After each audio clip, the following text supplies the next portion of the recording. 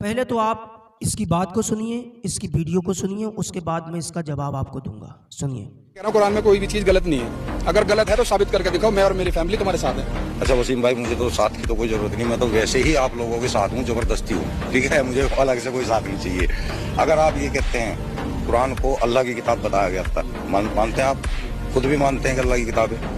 آپ نے الحمد شریف پڑھتے ہیں نا نماز میں، ہر بار 5 بار تو منیمم پڑھتے ہی ہیں۔ ایاک نعبد و ایاک نستعین، یہ اللہ کا کہہ رہا ہے نا یا کوئی اور کہہ رہا ہے؟ سورت ہے وہ تو پڑھی جائے گی، اللہ کے کلام ہے کہ کسی انسان کے کلام ہے؟ جب کتاب اوپر سے آئی تو کس کی ہوگی؟ ہاں، ایاک نعبد و ایاک نستعین اہدنا الصراط المستقیم۔ ایاک نعبد و ایاک نستعین کے مطلب ہے یا اللہ ہمیں ان لوگوں کے راستے پہ چلا۔ اب اگر اللہ کی کتاب ہے، اللہ کسی اللہ کو تو نہیں کہے گا، ہے نا؟ اللہ تو نہیں کہے گا یا اللہ ہمیں اس راستے پہ چلا جس راستے پہ تم نے جن لوگوں پہ انعام عطا کیا ہوا ہے۔ وہ کس کو کہہ رہے ہیں؟ اللہ نہیں۔ اللہ کیوں کسی کو کہے گا کہ مجھے ایسے راستے پہ چلا؟ نہیں ایک راستے پہ اللہ تو نہیں کہے گا۔ دیکھیے، یہ سب لوگ واٹس ایپ یونیورسٹی کے پڑھے ہوئے ہوتے ہیں، انہیں کچھ معلوم ہوتا نہیں ہے، خالی بس تکے لگا رہے ہوتے ہیں، اور جو پڑھ لیا واٹس ایپ پر وہی آ کر کے بول دیا۔ پہلی بات تو یہ کہ ایاک نعبد و ایاک نستعین کا ترجمہ یہ نہیں ہے۔ جو یہ ترجمہ بتا رہا ہے وہ بھی الٹا سیدھا بتا رہا ہے۔ جو ترجمہ بتا رہا ہے وہ ترجمہ اہدنا الصراط المستقیم صراط الذین انعمت علیہم کا ہے۔ ایاک نعبد و ایاک نستعین کا ترجمہ یہ نہیں ہے۔ میں آپ کو بتا رہا ہوں ایاک نعبد و ایاک نستعین کا ترجمہ کیا ہے۔ اس کا ترجمہ ہے اے اللہ ہم تیری ہی عبادت کرتے ہیں اور تجھ سے ہی مدد چاہتے ہیں۔ اس کا ترجمہ یہ ہے۔ جو اس نے بتایا وہ ایاک نعبد و ایاک نستعین کا ترجمہ نہیں ہے، بلکہ وہ ترجمہ ہے اہدنا الصراط المستقیم، اے اللہ ہمیں سیدھا راستہ چلا۔ اب انہیں تو یہ بھی نہیں پتا ہے کہ اہدنس کب پڑھا جائے گا اور نہدنس کب پڑھا جائے گا، انہیں یہ پتہ نہیں ہوگا۔ انہوں نے خالی بس جیسا پڑھ لیا ویسے آ کے بول دیا، پتہ تو کچھ ہے نہیں، معلوم نہیں ہے۔ پھر اس نے دوسری بات یہ کہی کہ اللہ خود اپنے آپ کے لیے کہہ رہا ہے کہ ہمیں سیدھے راستے پر چلا۔ یہ اللہ پاک معاذ اللہ اپنے لیے کہہ رہا ہے، نہیں، اللہ تعالیٰ اپنے بندوں کو دعا مانگنے کا طریقہ بتا رہا ہے۔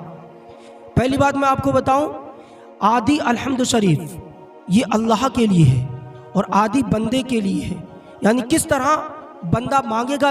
ویسے آپ دیکھیں دنیا کے اعتبار سے، جب آپ کسی بادشاہ کے دربار میں جاتے ہیں، کوئی دنیا دار ہو، کوئی عہدے پر فائز ہو، تو اس کے پاس جاتے ہیں تو اس کی تعریف کرتے ہیں کہ آپ بڑے اچھے ہیں، آپ بڑے پیارے ہیں، آپ بڑا سچائی کا راستہ اختیار کیے ہوئے ہیں، آپ کے اندر یہ خوبیاں ہیں۔ پھر اپنی بات رکھتے ہیں کہ ہمیں یہ چاہیے، ٹھیک ہے؟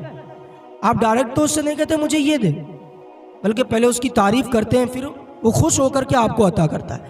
اللہ تعالیٰ اپنے بندوں کو سکھا رہا ہے، اے بندے تو مانگے گا مجھ سے تو کس طرح مانگے گا، یہ میرا رب بتا رہا ہے۔ اور یہ سمجھ رہا ہے کہ اللہ تعالیٰ خود معاذ اللہ کسی اور سے کہہ رہا ہے۔ اللہ تو بے نیاز ہے، قل هو اللہ احد، اللہ ایک ہے اور وہ بے نیاز ہے، اللہ کو کسی کی ضرورت نہیں ہے۔ اور یہ آ کر کے واٹس ایپ یونیورسٹی والے یوں آ کر کے نشانہ داغ دیتے ہیں، ان کو پتہ بھی نہیں کہاں پر کیا بولنا ہے۔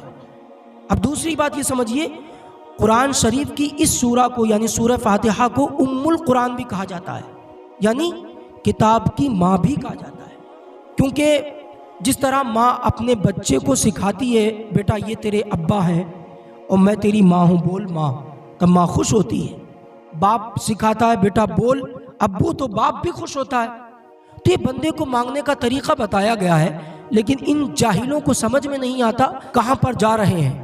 قرآن کو بدلنے کی بات کرتے، غلطی کی بات کرتے۔ قرآن کے اندر غلطی نکالنے کی آج سے 1400 برس پہلے بھی کوشش کی گئی اور ناکام رہے۔ عرب کے فصحا بڑے بڑے ادیب خاموش رہے، کچھ نہ کہہ پائے۔ ایک سورہ جب کہا اس کی طرز پر کوئی دوسری سورت لے کر کے آؤ، الم تر کیف فعل ربک باصحاب الفیل، کوئی قرآن میں کچھ چینجنگ نہیں کر سکتا، نہ اس کے اندر کچھ غلط ہے۔ قرآن جیسا تھا ویسا ہے اور جیسا تھا ویسا ہی رہے گا، کوئی چینجنگ نہیں ہو سکتی۔ اور قرآن کو مٹانے کی اور ہٹانے کی بات دماغ سے نکال دو۔ ہے قول محمد قول خدا، فرمان نہ بدلا جائے گا، بدلے گا زمانہ لاکھ مگر قرآن نہ